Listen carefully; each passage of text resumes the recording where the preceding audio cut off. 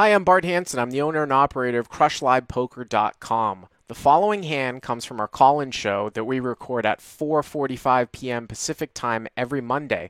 If you want to call in your hand, check out the phone number in the description. So, undergun two limps. I'm in the hijack with 9, 10 of clubs, and I raise it to 25. Hero in hijack, 9 of clubs, 10 of clubs. And how deep? Oh, you said 800 effective. So plus two Yeah, limps, you raise in the hijack, 9 of clubs, 10 of clubs to 25? correct. Okay. Flop comes out Oh, hold on. 10, So 7. limper calls? Sure. Yeah, sorry. Limper calls. Yep. Send your heads up. We're heads up. Okay. Flop is 10, 7, 6. 2 diamonds in a club. So 10 of diamonds, 7 of diamonds, 6 of clubs. Is that right? Correct. Okay. Correct. So you have 9, 10 of clubs, 10 of diamonds, 7 of diamonds, 6 of clubs. So you've got top pair and a gutter to an 8. Okay. I bet 30. So check. Hero bets 30. Okay. G calls. Got it. So now we're at 110, right? To the turn. Correct. Okay. Turns a 6 of hearts. 6 of hearts. Okay. At this point, I was kind of a little worried that I might be in the.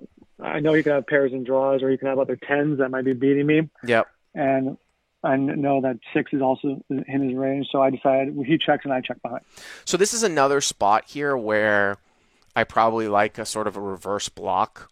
I would bet here again, and then if you want to take a showdown, you take a showdown.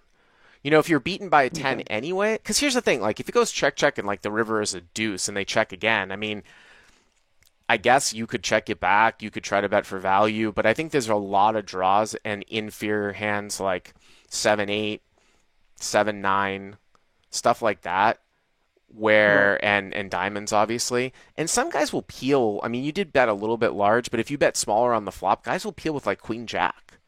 So your hand, Hmm. tiny bit of protection, value. I would go for a bet here of probably 45, 40 or 45 here if it got Okay. checked to me. But okay, you check it back. River's a 9 of hearts. And So, villain thinks for a bit and then leaves out for 55.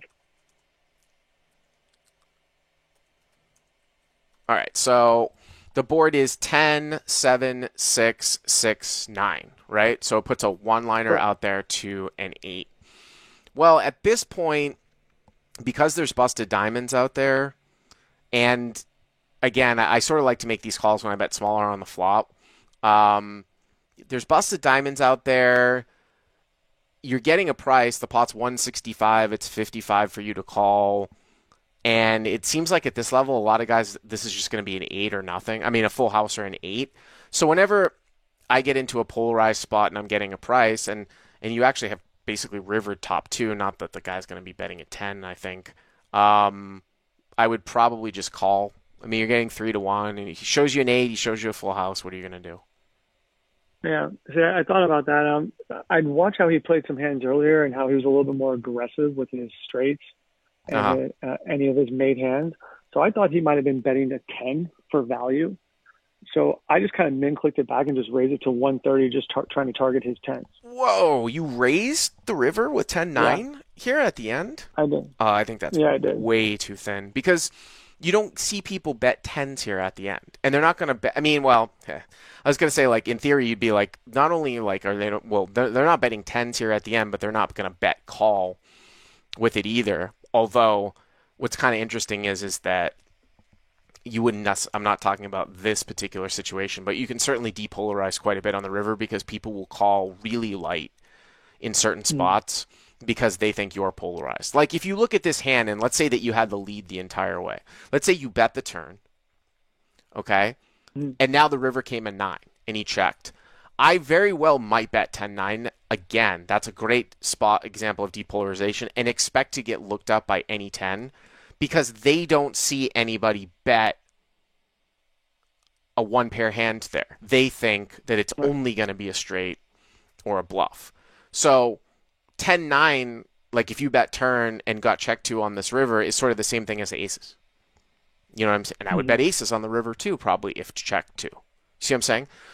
I mean, it Right. depends, but heads up, you can go a lot thinner because people will call you lighter because everybody else polarized. They don't understand it, right? But here to raise is, I think, kind of insane.